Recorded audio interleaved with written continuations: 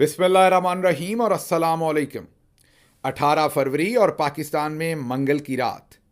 आज अभी तक की अहम खबरें और मेरा तज्जिया। सबसे पहली खबर अडयाला जेल से।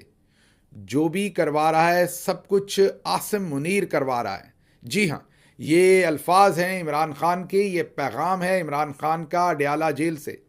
आज अलीमा खानम साहबा ने इमरान खान से मिलने के बाद, आप सबको पता है कि जो कुछ पिछले 2 से 3 दिन में पाकिस्तान में हुआ, स्पेशली सोशल मीडिया के ऊपर जितनी तनकीद जनरल आसिम मुनीर तमगा इम्तियाज़ मिलिट्री पर हुई, उसके बाद उन्होंने इमरान खान की मुलाकातें भी बंद कर दी और उनकी जो पेशियां थीं, जो समाअत हो रही थी मुकदमात की, उन्हें भी लंबे अरसे के लिए मुलतवी करवा दिया।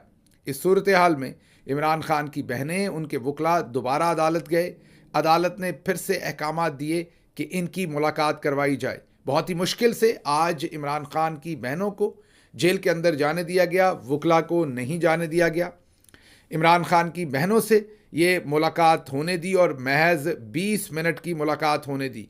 उस मुलाकात में इमरान खान ने बहुत ही वाज़ेह पैगाम भेजा है कि अडयाला जेल में एक कर्नल है और उसको डायरेक्ट अहकामात आसिम मुनीर देते हैं और जो कुछ भी करवा रहे हैं वो आसिम मुनीर करवा रहे हैं। बहुत ही दो टोक और दबंग तरीके से आज अलीमा खानम साहबा ने बहादुरी के साथ ये इमरान खान का पैगाम जो है वो आपके सामने रखा है। इमरान खान साहब जेल में हैं और एक किस्म की उनकी गर्दन के ऊपर खुदा न खास्ता छुरी रखी हुई है जनरल आसिम मुनीर ने। उसके बावजूद वो सच बोलने से गुरेज नहीं कर रहे। उन्होंने दो टोक पैगाम पहुंचाया है और उस तमाम लीडरशिप को जो कभी इस्टेब्लिशमेंट का लफ्ज़ इस्तेमाल करती है, कभी कोई लफ्ज़ इस्तेमाल करती है, उनके लिए एक डायरेक्शन सीधी कर दी है, लाइन सीधी कर दी है, निशाना सीधा कर दिया है कि जो कुछ करवाया जा रहा है वो आसिम मुनीर की तरफ से करवाया जा रहा है। ये पैगाम है। इमरान खान की जो दूसरी बहन है अलीमा खानम साहबा के अलावा भी उनकी जो दूसरी बहनें उनसे मुलाकात कर रही हैं, उन्होंने नौरीन बीबी ने इस सिलसिले में क्या कहा ये आपको पहले सुनवाते हैं और आपको अंदाज़ा हो कि आज ओवरऑल जेल के अंदर इस मुलाकात में इमरान खान साहब की अपनी बहनों से क्या बातचीत हुई है और उसके बाद ओवरऑल माहौल जो है वो किस तरफ जा रहा है। ये सुनिए। इमरान खान सुरखरू होके बैठे अंदर और ये सारा निजाम के साथ खेल रहे हैं। इनके जहनी तवाज़ुन भी खराब हो गए क्योंकि आप देखेंगे जब वो बोल रहे हैं तो उनको पता नहीं वो क्या बोल रहे हैं। तो अल्लाह इमरान खान ने इन सब को अपनी जगह पे पहुंचा दिया जहाँ इनकी थी। ये अपने ओहदों से उनसे गिर चुके हैं। खान ने कह दिया कि ये ऑर्डर आसिम मुनीर दे रहा है और उन्होंने खास ताकीद करके भेजा है कि आप ये जरूर कह देना। फौज हमारी कई लाखों लोगों की है। मेरे हस्बैंड, मेरी बहन के हस्बैंड दोनों एयरफोर्स में थे। आपने सुन लिया। ना सिर्फ अलीमा खानम साहबा ने यह बताया कि जो भी करवा रहा है वो आसिम मुनीर करवा रहा है, उसके अलावा उनकी दूसरी बहन नौरीन खान साहबा ने बड़ा ही वाज़े किया कि ये बुखला गए हैं और इशारा वाज़े तौर पर आसिम मुनीर की तरफ है। वाज़े तौर पर वो ये कह रहे हैं कि प्रेशर में आकर ये सारे बयान दे रहे हैं, क्योंकि ये बात दुरुस्त है कि जो पिछले 3-4 दिन में army chief general Asim Munir तमगा इम्तियाज़ मिलिट्री ने जिस तरह के पैगाम दिए हैं आज की दुनिया में कि फ़लाँ के हाथ काट दो, फ़लाँ का पाँव काट दो, फ़लाँ की गर्दन काट दो, फ़लाँ को कत्ल कर दो, और जब तक वो सरेंडर ना करें, बैत ना कर लें और अपने आप को खुदा न खास्ता खुद साख्ता अपने आप को एक कंसिडर करवा लिया कि वो खड़े हैं अल्लाह और अल्लाह के रसूल की साइड पर, और जो उनके मुखालफीन हैं वो मुखालफ सिम्मत खड़े हैं। उनकी बातचीत से ये लगा तो खुद से ही उन्होंने खलीफा डिक्लेयर कर लिया अपने आप को, या अमीरुल मोमिनीन डिक्लेयर कर लिया है। वही मेरा ख्याल मर्ज है जो ज़िया-उल हक के अंदर भी था। लेकिन बहरहाल जो भी हो रहा है वो आपके सामने है। लेकिन जिस दबंग तरीके से, जिस दिलेरी के साथ इस तमाम क्राइसिस के साथ इमरान खान निपट रहे हैं, वो भी एक दीदनी मंजर है। वो भी एक वफादारी की अपनी कौम के साथ, दिलेरी की, और मैं यही कहूँगा हुब्बुल वतनी की एक लाजवाल मिसाल है जो मरहुमा शौकत खानम का बेटा और उसकी बेटियां और इमरान खान की बीवी बुशरा बीबी अदा कर रहे हैं। इमरान खान ने आज ये भी पैगाम भिजवाया है कि बुशरा बीबी को सॉलिटरी कन्फाइनमेंट में रखा गया है। उनको तोड़ने के लिए उन पर शदीद मुजालिम किए जा रहे हैं। बुशरा बीबी के साथ इस वक्त किसी को मिलने नहीं दिया जा रहा। जो हमने कोशिश की है, अब मैं हतमी तौर पर आपके सामने ये जो पीस ऑफ इंफॉर्मेशन अगला रखने लगा हूँ, ये हतमी तौर पर मेरे पास नहीं है, ज़ाहिर है किसी सोर्स से मैंने रब्ता किया, उन्होंने मुझे बताया, इसलिए मैं अपनी गवाही इसमें शामिल नहीं कर रहा। ये खबर गलत भी हो सकती है, ये सही भी हो सकती है। खबर ये है कि जो बुशरा बीबी का सेल है जिसमें उनको रखा गया है, उस सेल के अंदर किसी किस्म का कोई हीटर नहीं है, कोई पर्दा नहीं है, कोई चादर बाहर नहीं लगी। उन्हें शदीद तरीन सर्दी में रखा गया है। उन्हें एक वक्त का खाना दिया जा रहा है, उससे ज़्यादा उन्हें खाना नहीं दिया जा रहा। उनके ऊपर बदतरीन किस्म का इस वक्त सर्विलेंस है। उनके साथ कोई जेल के हुकाम भी जाकर बातचीत नहीं कर सकते। ओवरऑल मैं समझ सकता हूं कि जनरल बाजवा और उनकी टीम ने बहुत ही नेगेटिव किस्म की कैंपेन बुशरा बीबी के खिलाफ पहले दिन से चलाई। कहा कि उनकी करप्शन की फाइल जो है वो जनरल आसिम मुनीर साहब ने इमरान खान को दी, तो इमरान खान ने जनरल आसिम मुनीर को उस वक्त DGISI के ओहदे से हटा दिया। इस तरह की कैंपेन चला के बहुत सारे लोग जो इवन इमरान खान को सपोर्ट भी करते हैं, उनके जहनों में भी बुशरा बीबी का एक नेगेटिव तासर बनाया गया। लेकिन ये सवाल कोई नहीं पूछता कि चलें आपकी बात मान लेते हैं कि बुशरा बीबी ने बहुत करप्शन की थी, तो पिछले 3 साल से army chief general Asim Munir तमगा इम्तियाज़ मिलिट्री की ऐसी हुकूमत है कि जिसमें और कोई सानी नहीं है या उनका हिस्सेदार नहीं है, वो अन्नदाता हैं पाकिस्तान के, तो वो फाइल किधर है? वो फाइल अभी तक कौम के सामने क्यों नहीं रखी गई? और ये इल्ज़ाम लगाया गया था कि बुशरा बीबी जो हैं वो बुज़दार के थ्रू करप्शन करती हैं।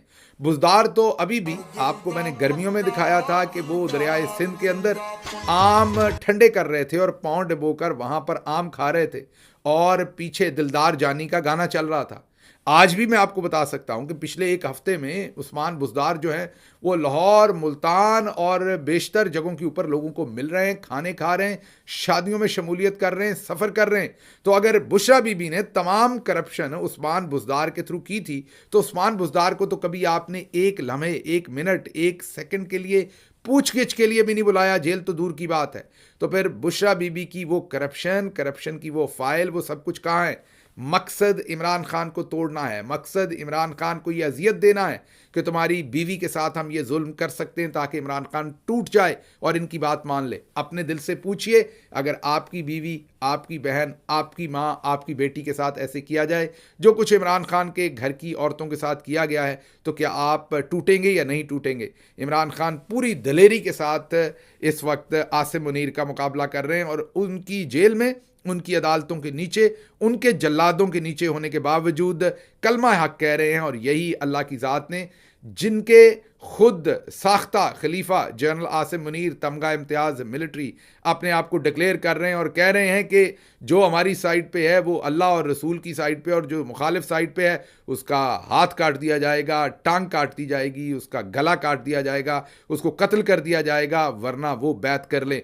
तो उसी अल्लाह ने और उसी अल्लाह के रसूल ने हमें ये बताया है कि कलमा हक किसी जाबर हुक्मरान के सामने कहना सबसे बड़ा जिहाद है, जिसको इस वक्त इमरान खान लड़ रहे हैं। बहरहाल आज इमरान खान की बहनों ने वो तमाम चीज़ें बड़े ही दबंग तरीके से आप सबके सामने रखी हैं, जिनके बारे में बहुत सारे बड़े बड़े लीडरान जो हैं बड़े बड़े ओहदे इंजॉय करते हैं, कर रहे हैं, माजी में किए हैं, वो बिल्कुल थर थर कांपते हैं अगर उन्हें जनरल आसिम मुनीर का नाम लेना पड़े। ये ऐसा नहीं है सिर्फ कि मुल्क के अंदर रहने वाले, मुल्क से बाहर हों या किसी और जगह पे हों जो ले सकते हों, बड़े बड़े सहाफ़ी, जगादरी, कोई भी आसिम मुनीर का नाम लेकर राज़ी नहीं है। अगली खबर की तरफ चलते हैं जी। अगली भी बड़ी खबर है जो आपके सामने रखनी है, और वो बड़ी खबर ये है कि इस वक्त जनरल याया खान भी कानों को हाथ लगा रहा होगा। मैं वैसे तो, क्योंकि वो वफ़ात पा चुके हैं और जनरल रानी भी वफ़ात पा चुकी हैं, इसलिए किसी फौत हुए शख्स के ऊपर कोई भी बात, कोई भी तबर्रा करना जायज़ नहीं है, ना ही हमारे कल्चर में है, ना ही हमारे मज़हब में है। लेकिन क्योंकि उनकी, अब जैसे हम फ़िरौन के बारे में बात करते हैं, जैसे हम अबू जहल के बारे में बात करते हैं, वैसे तो वो भी मर चुके हैं, लेकिन क्योंकि उन्होंने जुल्म इतने किए हैं कि हिस्ट्री के लिए उन्हें रिपीट करना पड़ता है। अब जनरल याया खान और जनरल रानी और दूसरी जो ख़वातीन व हज़रात उस ज़माने में इसी तरह माहौल को गर्म किए हुए थे, या उस वक्त सोशल मीडिया तो नहीं होगा, उस वक्त दूसरे अखबारात होंगे, और उनको भी आपको पता है प्रेस ही उठा ली जाती थी, अखबार छपने नहीं दी जाती थी, कोड़े मारे जाते थे। तो उस वक्त तो कंट्रोल करना आसान था। सोशल मीडिया तो हर इंसान के हाथ में है। हम बाहर से बैठे बोल रहे हैं, आप पाकिस्तान में सुन रहे हैं, तब तो ऐसा नहीं हो सकता था, जाहिर है। तो उन हालात के अंदर कंट्रोल बहुत था इंफॉर्मेशन के ऊपर। लेकिन आज कासिम खान सूरी ने एक ट्वीट किया है, वो आपके सामने रखते हैं। और वो जो ट्वीट है उसमें उन्होंने 1971 की तारीख, रातों की तहलका खेज दास्तान, जनरल रानी के अनवान से उन्होंने जमा व तदवीन कमर नकीब खान ने, और ये साबिक आईजी पंजाब सरदार मोहम्मद चौधरी की ज़ुबानी जो है ये कहानी उन्होंने लिखी है, मतलब कि मुसद्दका किताबों का हवाला दिया है। वो कहते हैं कि याया खान का दौर पाकिस्तान का स्याह तरीन दौर था। जब पाकिस्तान टूट रहा था, पाकिस्तान का ऐवान सदर अमली तौर पर कंजर खाना बना हुआ था। इस दौर की अंदर की कहानी सुने साबिक आईजी पंजाब सरदार मोहम्मद चौधरी की ज़ुबानी। याया खान परले दर्जे का शराबी और औरतों का रसिया था। इसकी सिक्योरिटी का इंचार्ज कर्नल भी हमजन परस्त था। अलबत्ता सदर के मिलिट्री सेक्रेटरी मेजर जनरल इसहाक ना सिर्फ पक्के नमाजी बल्कि तहज्जुद गुजार थे। अब ये मुझे नहीं पता थे या नहीं, या पुराने लोग भी थे या नहीं जिनके बारे में हम जिन्स परस्त कहा गया और इनको तहज्जुद गुजार कहा गया है, ये मुझे नहीं पता कि चौधरी साहब की बहुत ज़्यादा दोस्ती हो इनके साथ तो इनको उन्होंने चुक दिया। आपको पता है हमारे यहाँ इखलाकी दिवालियापन तो बहुत है, और अगर आपको लगता है वो अब हुआ है, अब थोड़ा ज़्यादा हुआ है, लेकिन शुरू से ही है। इसके अलावा ऐवान सदर में दलाल और तवाइफें थीं और बाज़ को अहम मर्तबा हासिल था। इनमें अकलीम अख्तर रानी, जिसे जनरल रानी कहा जाता है, मिसेस के एन हुसैन और लैला मुजफ्फर सर फहरिस्त थे। वैसे इन सब की औलादें जो होंगी वो इस वक्त पाकिस्तान में बहुत ही मोतबर होंगी, और जितने डिक्टेटर हैं उनकी भी औलादें आप देखें बहुत मोतबर हैं। कहीं आपको जमहूरियत के दर्स देंगे और बड़े आपके सामने बड़े मोतबर बन के बैठेंगे और मोतबर बातें करेंगे। हालांकि उन डिक्टेटर्स ने जो आवाम का खून चूसा, उससे जो दौलत बनाई, उसके डायरेक्ट बेनिफिशरी हैं ये उनकी नस्लें, और उसी पैसे, उसी दौलत और उसी स्टेट के ऊपर बैठ के ये अपनी अपनी सियासत करते हैं। लेकिन हमारी क्योंकि याददाश्त कम है, हम उन्हीं अवतार के लौंडों से दवाई लेते हैं, मतलब कि उन्हीं को बाद में मुतबर बना के उन्हीं ख़ानदानों को अपने सर पर सवार कर लेते हैं। बहरहाल आगे चलते हैं। सदर पाकिस्तान याया खान से कुर्बत की वजह से अकलीम अख्तर को उर्फ आम में जनरल रानी कहा जाता था। अलावा अजी वहाँ पर बहुत सी बदनाम लेकिन हसीनों पुरकशिश औरतों का हजूम था, जो सारा दिन तंबाकू नोशी, शराब नोशी और नाचने कूदने में मसरूफ़ रहती थी। ये ज़रा कुछ मेरा ख्याल, मुझे नहीं पता, कुछ ज़्यादा ही कर दिया उन्होंने। मसाला जो है वो चौधरी साहब ने ज़्यादा डाल दिया है, सरदार मोहम्मद चौधरी साहब ने, या शायद यही हकीकत हो, सुनते तो ऐसे ही रहे हैं। लेकिन बहरहाल जो भी है, मैंने तो आपके सामने कासिम सूरी साहब का ये ट्वीट रखा है, और इस ट्वीट के अंदर जो उन्होंने इन किताबों से बातें रखी हैं, अल्फाज तो उनमें बहुत ही ज़्यादा सख्त हैं। मैं अमूमी तौर पर अपनी तरफ से ऐसे अल्फाज तो ना कहूँ, लेकिन क्योंकि ये अब किताबों का हिस्सा है, तारीख का हिस्सा है, तो आपके सामने रखा है। लेकिन एक बात तय है कि जनरल याया और जनरल रानी हो, या ये मिसेस के एन हुसैन हो, या लैला मुजफ्फर साहबा हो, ये सब कानों को हाथ लगाती होंगी। 50 साल इनको, कईयों को दुनिया से गए 20 साल हुए होंगे, 30-40, ये भी कानों को हाथ लगाते होंगे। ये हमारे अमालनामे दोबारा से क्यों खुल गए हैं, ये किसने इतनी मेहरबानी की है कि दोबारा हमारा प्रचार हो रहा है। और वो भी सोचिए 2024-2025 के अवाइल में, जब सोशल मीडिया है हर शख्स के हाथ में, जब तस्वीरें भी दी जा सकती हैं और कहानियाँ भी बयान की जा सकती हैं, तब ये सारी डिस्कशन हो रही है।